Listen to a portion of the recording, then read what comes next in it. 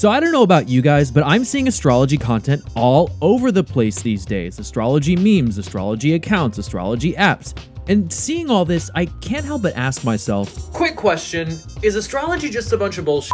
Because every time I try to talk to someone about it, it ends up sounding like this. oh my gosh, what's your sign? Do you know what time you were born? I've never identified with my horoscope until I found out what my rising sign is. You really gotta read horoscopes for all of your big three. Are you on CoStar? And yes, this girl that pops up at every party can often sound ridiculous. But is that just her? Or is the very concept that our lives wax and wane according to the movement of the stars pure lunacy?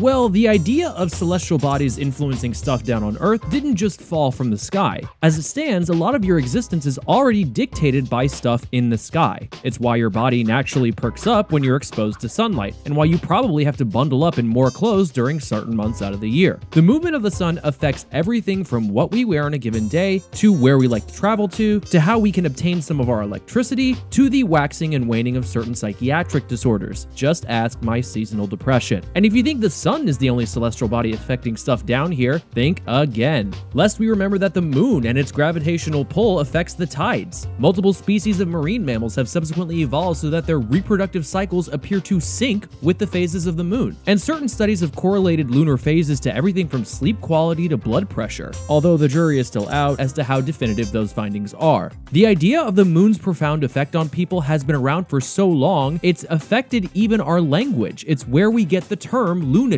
Oh, and most everyone out there with a working uterus also has an internal cycle that more or less matches the lunar one. So yeah, the two biggest heavenly bodies do affect us in real ways down here on Earth. But does that mean that they all can?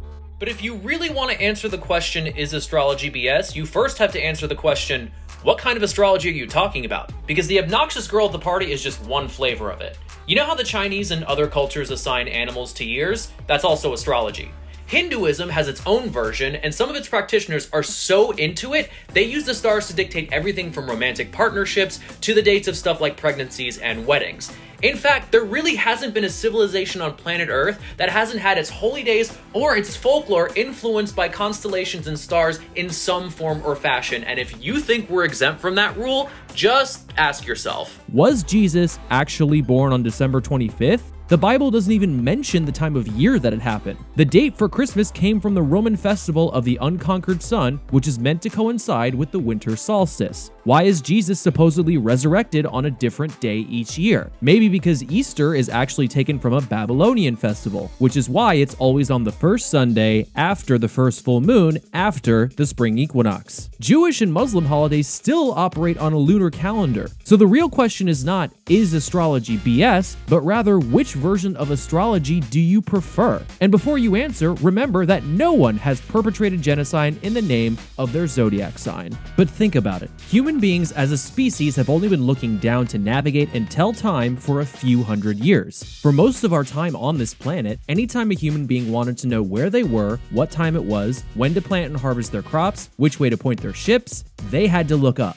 And those 12 signs you hear so much about, they just so happen to divide the entire sky up into 12 equal parts, and have been doing so since the times of ancient Babylon, at least as far back as 1800 BCE. And since those 12 figures have been the focus of multiple civilizations, it only makes sense that folklore, culture, and spiritual practice across the centuries would include them. But even then, it seems kind of far-fetched, the idea that our destinies are dictated by the stars and the planets.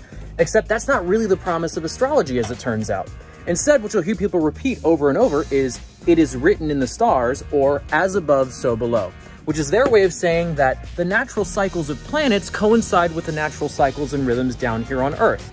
They're part roadmap and part mirror. Even though we don't use the stars as our GPS anymore, we still have other ways that we have to navigate life down here on Earth. And the idea of astrology is, if you need help with that, all you gotta do is look up.